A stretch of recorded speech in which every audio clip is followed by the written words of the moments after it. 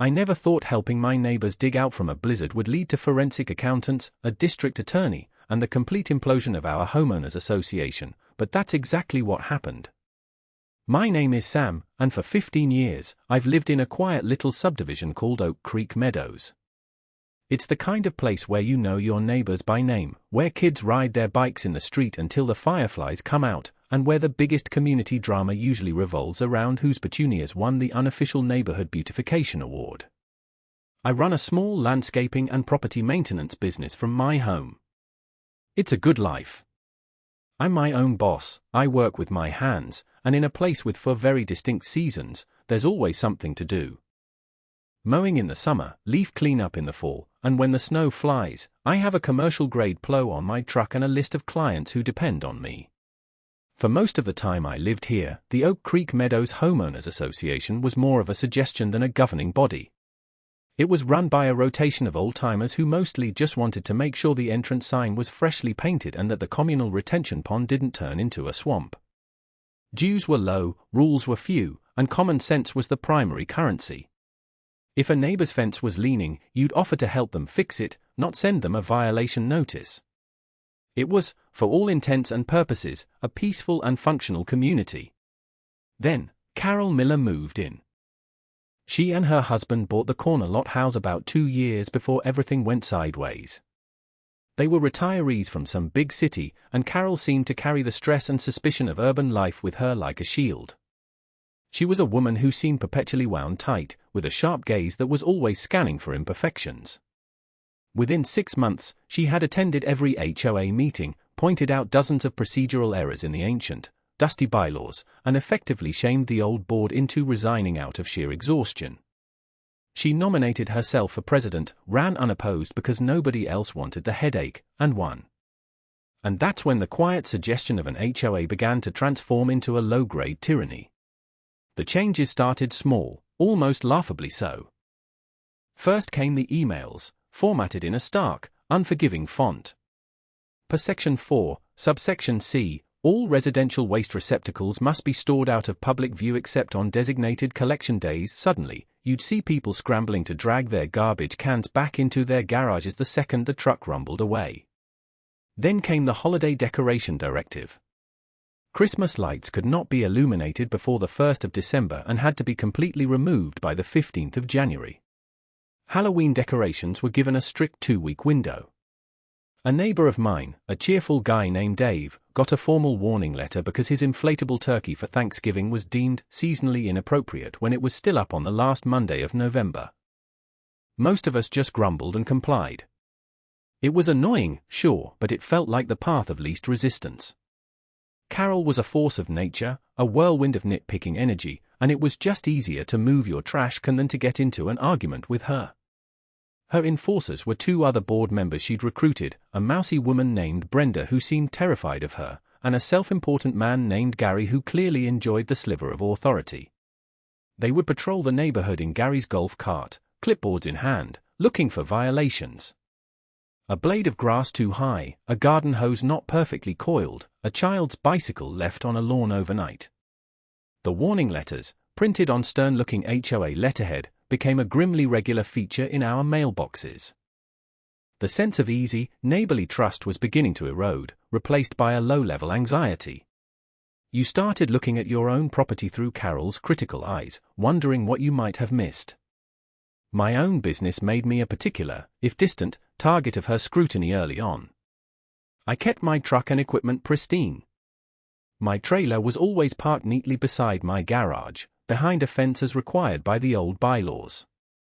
Still, I got a notice about commercial vehicle regulations, citing a rule that was so vaguely worded it could mean anything.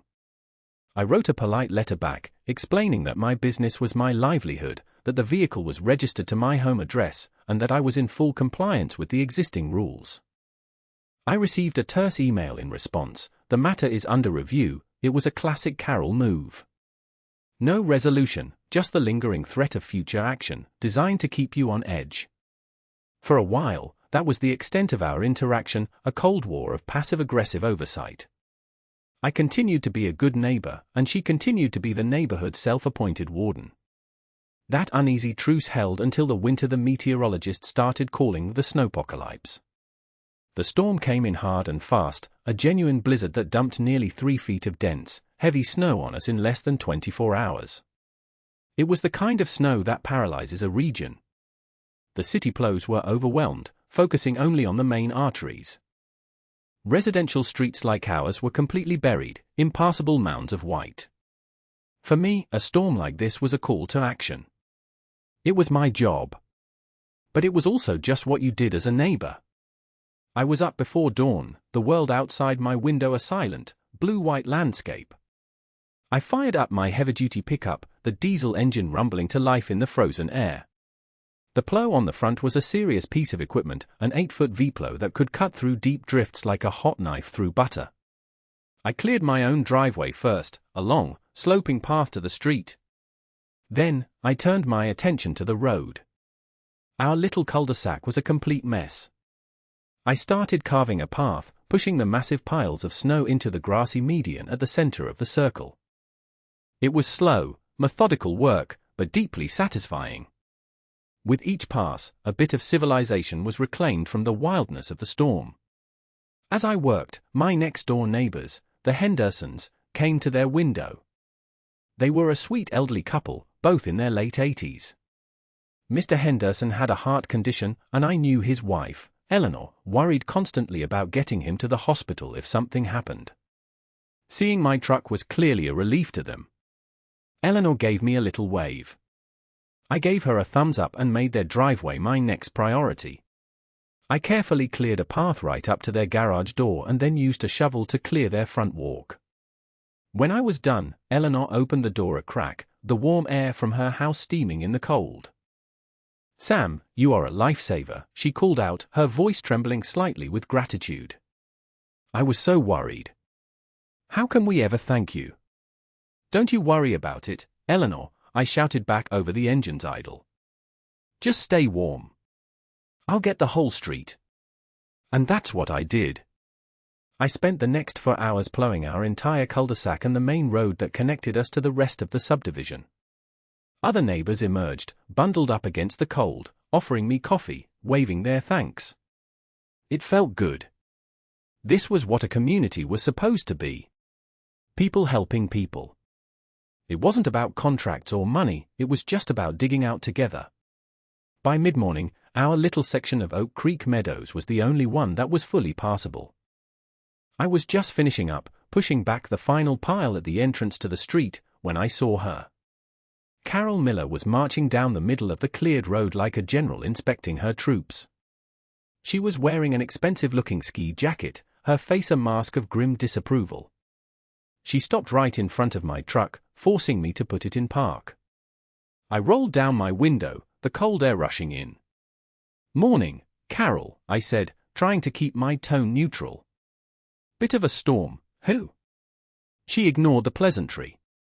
Her eye scanned the neat piles of snow I had created, the clean lines of the pavement, the cleared driveways. "What do you think you're doing, Sam?" she asked, her voice sharp and accusatory. I was taken aback. "I'm clearing the snow," I said slowly, as if explaining it to a child. "Helping the neighbors get out." "You are operating a commercial enterprise on common property without authorization from the board," she stated flatly. It sounded like a line she had rehearsed. "This is a direct violation of Bylaw 12, Section F, regarding unsanctioned commercial activities." I actually laughed. I couldn't help it. The absurdity was just too much. "Carol, I'm not running a business right now. I'm helping my neighbors. The Hendersons are in their 80s. What if they had an emergency? The street was impassable. The board has a contract with a bonded and insured snow removal service," she shot back, her voice rising. "They have been delayed by the severity of the storm, but they are the designated providers. Your actions constitute a breach of that contract and expose the HOA to significant liability. What if you had damaged the curb? Or someone's mailbox? Your personal insurance would not cover an accident that occurred while you were performing an unauthorized service on common ground." I stared at her, my brief amusement curdling into disbelief and then anger. Liability? Carol, I've been plowing snow professionally for over a decade. I know what I'm doing. And for your information, my business carries a $5 million liability policy. But that's irrelevant. I wasn't performing a service, I was being a neighbor. There's a difference. Not according to the bylaws, she said, her lips a thin, hard line. Furthermore, the snow piles you have created are not in compliance with the aesthetic standards outlined in the community handbook. They are uneven and create an unsightly visual disruption. This was the moment I knew she wasn't just a stickler for the rules. This was personal. This was about power. My work was clean, professional, far better than the slipshod job the HOA's official contractor usually did. Aesthetic standards. I said, my voice dangerously low. You're worried about how the snow piles look when people are trapped in their homes. The rules exist for a reason, Sam, she said, puffing out her chest. To maintain the order and value of our community. I am issuing you a formal warning. Cease all unauthorized plowing activities immediately. You will also be receiving a notice of violation in the mail, which carries a $100 fine. She turned on her heel and marched back toward her perfectly cleared driveway, cleared, I noted with a surge of bitter irony, by the path I had just made. I sat in my truck for a long moment, the engine humming, my hands clenched on the steering wheel. I looked at the cleared street, at the houses with smoke curling from their chimneys, at the Hendersons' window where Eleanor was still watching, a worried expression on her face. A warning. A fine. For helping people. The war had begun, and I hadn't even known I was a soldier. A week later, the official letter arrived. It was just as cold and bureaucratic as Carol's tone had been. It cited the bylaws she had mentioned and formally levied a $100 fine for unauthorized commercial activity and non-compliant snow disposal. I read it, shook my head, and decided to respond with reason. I typed up a polite, carefully worded letter. I explained the circumstances of the blizzard, the impassable nature of the streets, and the principle of neighborly assistance in an emergency. I attached a copy of my business insurance policy to address her baseless liability concerns. I concluded by respectfully requesting that the board waive the fine, as no commercial transaction had taken place and the actions were undertaken for the safety and well-being of the community. I mailed it off, naively believing that logic would prevail. The response came 2 weeks later, not as a simple letter, but as a package sent via certified mail, requiring my signature. Inside was a much thicker document. My polite letter was attached to the back, with curt, dismissive notes scribbled in the margins in red ink. The main document was a second violation notice. My appeal, it stated, had been reviewed and denied by the board because I had failed to pay the initial fine within the designated 15-day period. A late fee of $50 had been added. Furthermore, my letter, in which I admitted to performing the plowing, was now being treated as a written confession of the violation. The total amount due was now $250, which included a new, separate fine for failure to comply with a board directive. The letter was signed by Carol, as president, and the 2 other board members, Gary and Brenda. The sheer, vindictive absurdity of it was breathtaking. They had twisted my attempt at a reasonable dialogue into a confession and used it to escalate the punishment. This was no longer just a disagreement, it was a deliberate campaign of harassment. My frustration began to simmer into a hard, cold resolve. This wasn't about $100 anymore. It was about the principle. The effects of Carol's reign and my conflict with her were starting to ripple through the neighborhood. The HOA's official snow removal contractor finally showed up 2 days after the storm. They did a terrible job, leaving huge snowbanks at the ends of driveways and scraping up chunks of lawn. But because they were the approved vendor, their work was deemed acceptable. Meanwhile, I received another notice, this one about the damage my own plowing had supposedly caused to the grass on the median, grass that was currently buried under 3 feet of snow. The fine was another $50. The fear in the community was palpable. People who had thanked me profusely in the days after the storm now avoided eye contact. They were afraid of getting on Carol's bad side. The Hendersons were particularly distressed. Eleanor called me one evening, her voice a whisper. "Sam, we got a letter," she said. It was a warning. It said that by accepting unauthorized services, we were also in violation.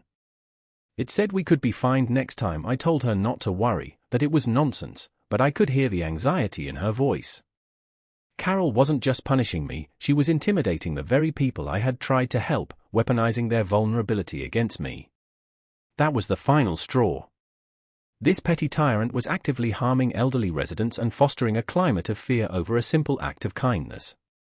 I knew I couldn't fight this alone with polite letters. I needed professional help. I called a lawyer I knew, a sharp guy named Ben Carter who specialized in real estate and contract law. I explained the whole sordid story in his office a few days later, laying out the stack of violation notices on his polished conference table. Ben listened patiently, a deep frown forming on his face. When I was done, he leaned back in his chair and steepled his fingers. "Well, Sam," he said, "welcome to the wonderful world of HOA disputes. The bad news is, these things can be a nightmare. HOAs have a lot of power, and the bylaws are often written so broadly that they can justify almost anything. Fighting them can be a long, expensive war of attrition, which is what they count on. Most people just give up and pay the fine." "I'm not most people," I said firmly. "She's bullying an elderly couple. This isn't right." "I agree," Ben said, nodding. "The good news is, they're not invincible.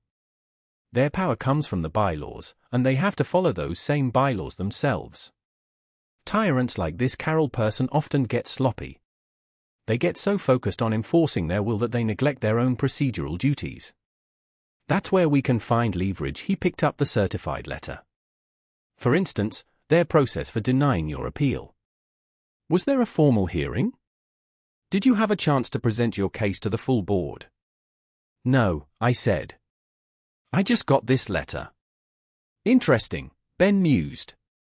"Most bylaws require a formal hearing process for appeals.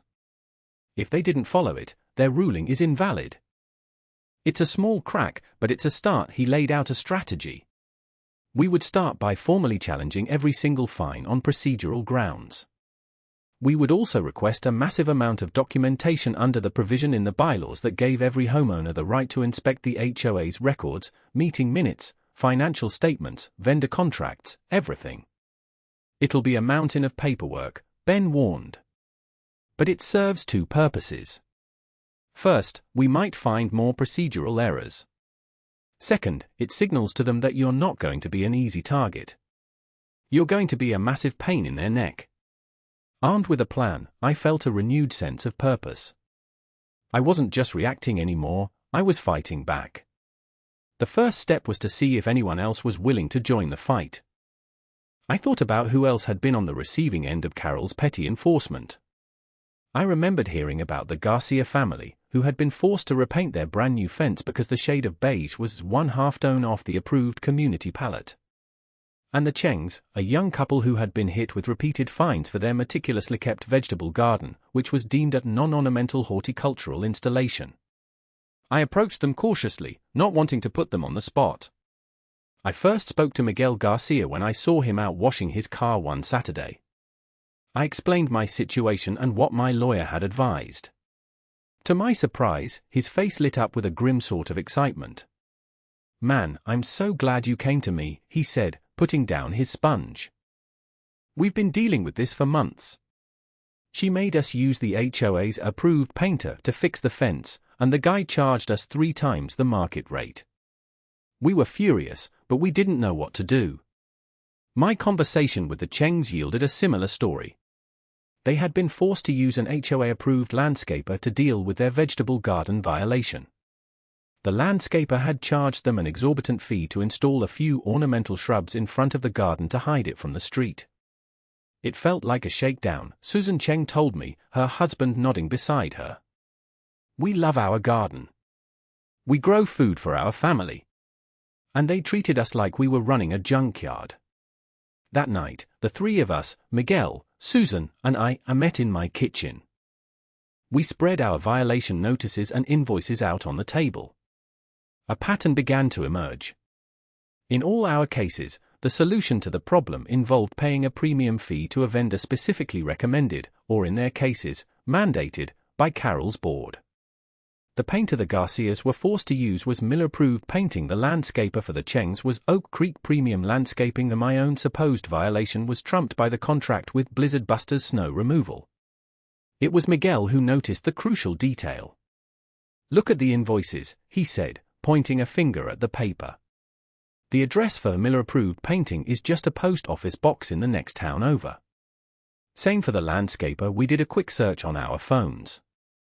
Neither company had a website, a business license we could find, or any online presence whatsoever. They seemed to exist only on the HOA's paperwork. A new, darker suspicion began to form in my mind. This wasn't just about power and control. It was starting to smell like something else entirely. It smelled like money. Our little alliance of 3 families became a clandestine investigation team. Following my lawyer's advice, we jointly submitted a formal, legally drafted request for all HOA financial records for the past 2 years, citing the relevant section of the bylaws. We asked for everything: bank statements, ledgers, check copies, and all contracts with all vendors. Carol's response was predictable. She stonewalled. First, she claimed the request was improperly formatted. We had Ben redraft it and send it via courier. Then, she claimed the records were too voluminous and would require a special processing fee of $500 for us to access them. Ben fired back a letter informing her that charging a fee to access records was a violation of state law and the HOA's own governing documents.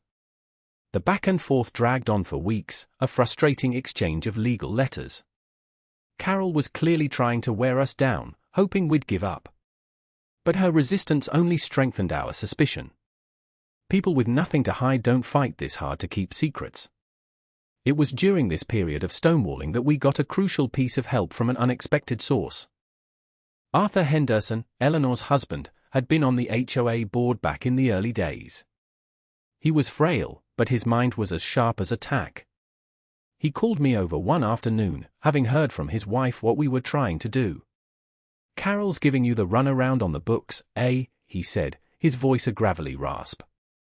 "Doesn't surprise me. The way we used to do it, everything was open. We'd post the quarterly financials on the community bulletin board. Simple as pie." He then gave us the name of the small, local bank the HOA had used for decades. "Don't know if they still use M," Arthur said. "But it's a start." It was more than a start, it was a breakthrough. The next day, Miguel Garcia went to that bank, where his family had an account. He didn't ask for HOA records, which the bank couldn't give him. He simply chatted with a friendly, long-time teller, mentioning the HOA and the trouble we were having. The teller, a kind woman named Patty, sympathized. "Oh, the Oak Creek HOA," she said with a sigh. "We don't handle their main accounts anymore. The new president, that Miller woman, moved most of it over to a big national bank downtown about a year and a half ago. Said she wanted a more sophisticated financial tools." Then Patty added the critical piece of information. "They still keep a small account here, though. A little savings account. They haven't touched it in a year." This was the key. Carol had moved the main operating accounts, the ones where she was funneling money to her fake vendors. But she had forgotten about, or ignored, the old, dormant savings account. Under the bylaws, the HOA was required to have 2 board members sign off on any new account or the closing of an old one. We suspected Carol had likely bypassed that rule.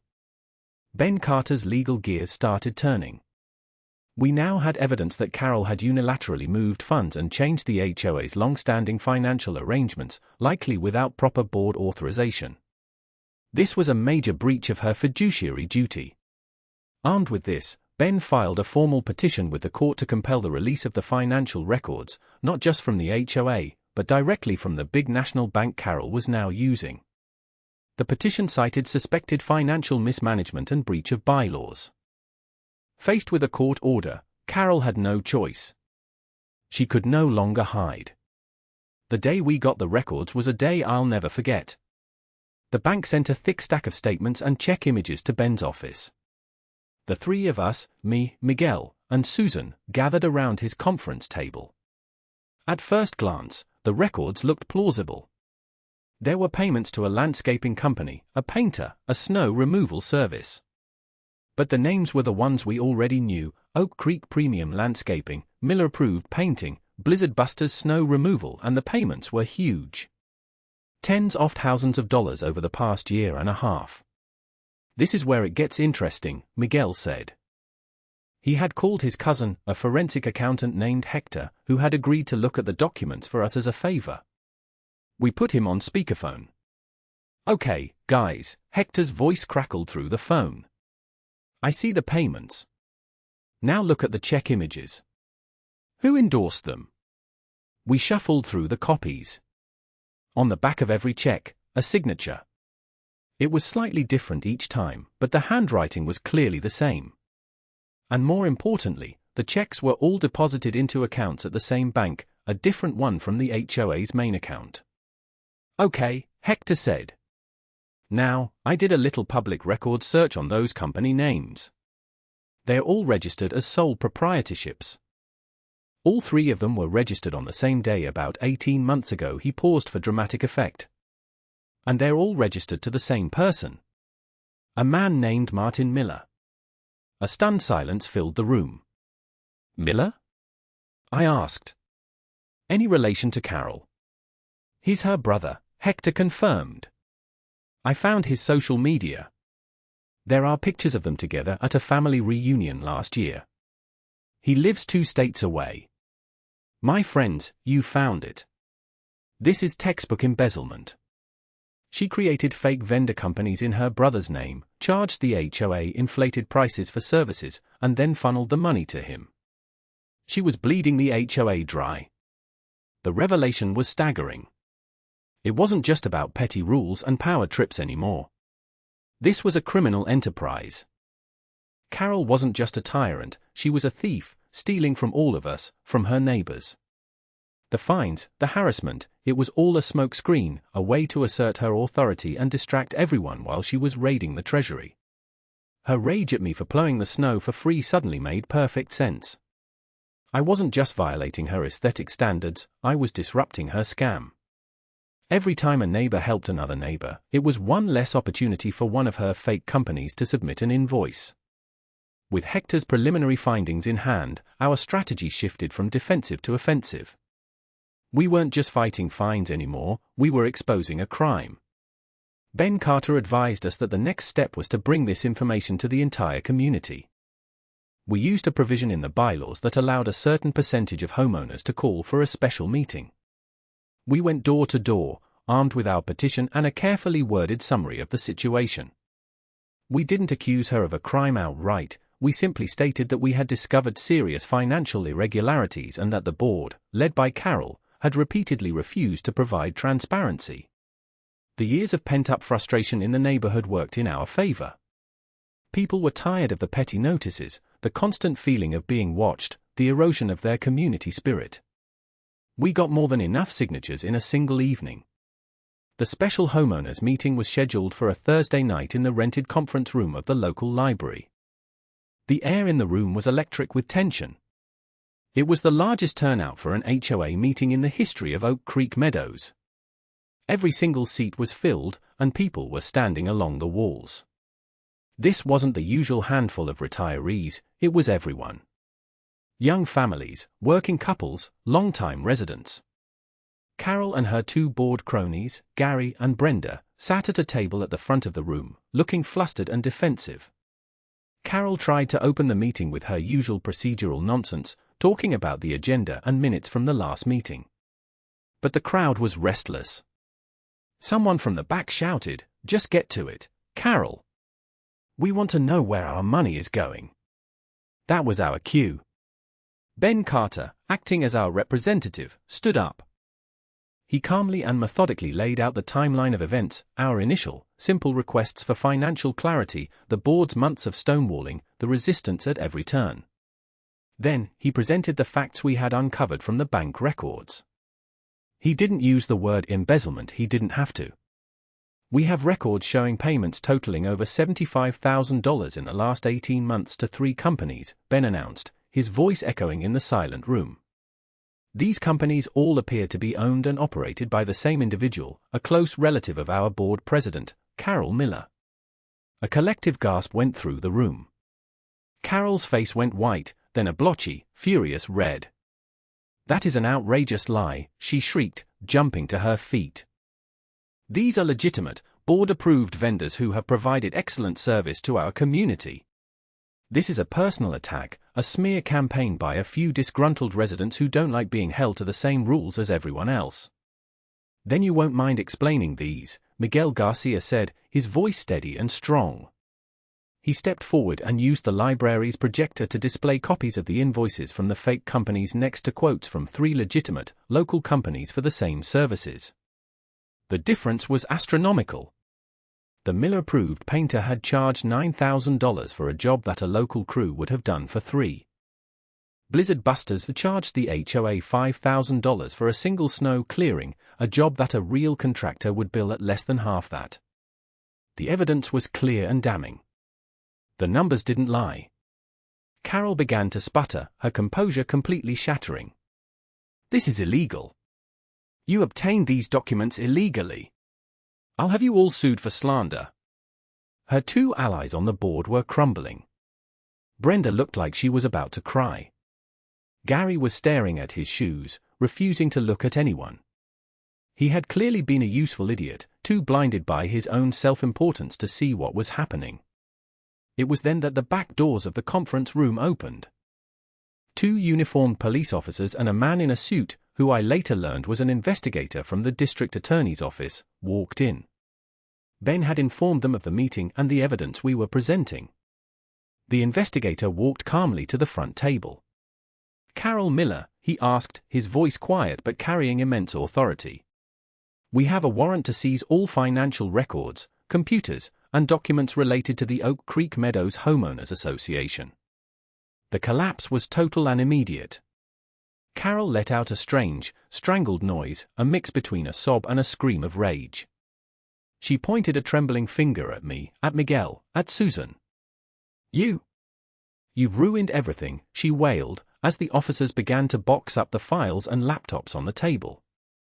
Her authority, built on a foundation of fear and flimsy rules, had evaporated in an instant, exposed as nothing more than a cover for common, greedy theft.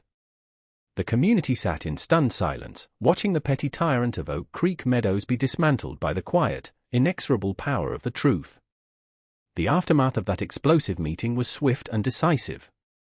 With the HOA's record seized and Carol Miller under criminal investigation, the entire board resigned in disgrace. Brenda, the mousy treasurer, cooperated fully with the investigators, claiming she had been bullied by Carol and had no knowledge of the shell companies. Gary, the golf cart riding enforcer, simply disappeared from public view, too humiliated to show his face. An interim board, made up of sensible, long-time residents like Arthur Henderson's son, was appointed to sift through the wreckage. The district attorney's investigation confirmed everything Hector, Miguel's cousin, had suspected, and then some. It turned out to be even more brazen than we had imagined. Carol and her brother Martin had a system. He would cash the checks from the HOA, take a 20% cut for his trouble, and then wire the rest of the money back to a secret personal account that Carol held under her maiden name. They had stolen nearly $100,000 from their neighbors, from the community fund meant for maintaining our shared spaces. The inflated fines she levied weren't just about power, they were a way to replenish the coffers she was actively looting. The legal process took the better part of a year. Carol was charged with multiple felonies, including grand larceny, wire fraud, and conspiracy. Her trial was a short one. The evidence, the 2 sets of books, the bank transfers, the testimony from her own brother who turned on her for a plea deal, was overwhelming. She was convicted on all counts. The judge, a stern woman who listened to the details of Carol's petty tyrannies and financial crimes with growing disgust, made an example of her. She was sentenced to 3 to 5 years in state prison and ordered to pay full restitution to the Oak Creek Meadows HOA. Her picture was in the local paper, no longer the self-important president, but a convicted felon in a drab jumpsuit. Justice had been served. For me and the other families who had stood up to her, it was a profound vindication. All the fines and threats against us were immediately nullified and expunged from the records by the interim board. The illegal lien she had threatened to place on my property never materialized. Suddenly, we were no longer the neighborhood troublemakers, we were heroes. People would stop me on the street to shake my hand, to thank me for what we had done. The Garcias were finally able to paint their fence any shade of beige they damn well pleased. The Cheng's vegetable garden flourished, and they began sharing their produce with the entire neighborhood at a little stand they set up on weekends. I was asked to join the new, permanent HOA board. I politely declined. I had never wanted to be a politician or a community organizer. I was a landscaper. I just wanted to do my job and live in peace. My goal wasn't to run the neighborhood, only to stop it from being run into the ground by a bully. With the crisis over, I was more than happy to fade back into the quiet life I had enjoyed before Carol's arrival. The community itself began to heal and reform. The first act of the new board was to hold a bonfire. They burned the old, convoluted book of rules and regulations that Carol had so gleefully weaponized. In its place, they drafted a simple, one-page document called the Oak Creek Meadows Good Neighbor Agreement. It had only a few basic tenets: be respectful of your neighbors, maintain your property reasonably, and pay your modest annual dues on time to cover the landscaping for the entrance. The era of clipboard patrols and threatening letters was over. The spirit of community, which had been suppressed under Carol's reign, came roaring back to life. People started talking to each other again. Block parties were organized. The golf cart, once a symbol of oppression, was sold, and the money was used to build a new playground near the retention pond. Oak Creek Meadows was once again a place where common sense and mutual respect were the governing principles. It's been about 5 years now since the big showdown at the library. The neighborhood is thriving. Property values have climbed steadily, not because of draconian aesthetic rules, but because it's genuinely a wonderful place to live. The sense of collective ownership and pride is stronger than it ever was. The HOA treasury, once plundered, has been fully restored through Carol's court-ordered restitution payments, and the surplus funds have been used for actual community improvements. I did see Carol one more time. It was about a year ago. I was in a grocery store in a town about 30 miles away. I turned a corner with my cart and there she was, standing in front of the dairy case. She looked diminished. The sharp, accusatory posture was gone, replaced by a weary slump. Her hair was grey, and she had lost a lot of weight. She looked older, tired, and defeated. Our eyes met for a brief second. A flicker of recognition, then shame, passed across her face. She quickly looked away, grabbed a carton of milk, and scurried off without a word. I didn't feel anger or even satisfaction. I just felt a quiet, detached sort of pity. Her greed and her obsession with control had cost her everything: her home, her freedom, her reputation. She was the architect of her own pathetic downfall. Sometimes, when a big snowstorm is brewing, I think about that winter and the fight that followed. It's a stark reminder of how easily a good community can be poisoned by the abuse of petty power. Tyranny, I've learned, doesn't always arrive with tanks and soldiers. Sometimes it shows up in a golf cart with a clipboard, weaponizing bylaws and fostering fear until neighbors are afraid to help each other. It thrives on apathy, on the willingness of good people to look the other way because it's just easier than getting involved. But I also learned something more powerful. I learned that when a few people decide they've had enough, when they stand together armed with reason, fairness, and the truth, they can dismantle that tyranny piece by piece. They can remind everyone that a community is not about the rigid enforcement of rules, but about the shared values of the people who live there. It's about shoveling your elderly neighbor's walkway, not because a rule tells you to, but because it's the right thing to do. The other night, the first big snow of this season fell. It wasn't a blizzard, just a gentle 8 inches that blanketed the world in white. I woke up before dawn, same as always. I fired up my truck, the familiar rumble a comforting sound in the quiet morning. I cleared my driveway, and then I did the Hendersons, even though Arthur passed away a few years back and a new family lives there now. Then I cleared the rest of the cul-de-sac. As the sun came up, other neighbors came out with their snow blowers and shovels, not just clearing their own space, but helping the person next door. Someone brought out a thermos of hot coffee. We all stood there for a moment, sipping from paper cups, the steam from our breath mingling in the cold, clean air. We were just neighbors, digging out together. The way it was always supposed to be. And my plow, once the subject of a violation notice, was just a tool being used for its proper purpose, a symbol not of conflict, but of a community that had found its way back to itself.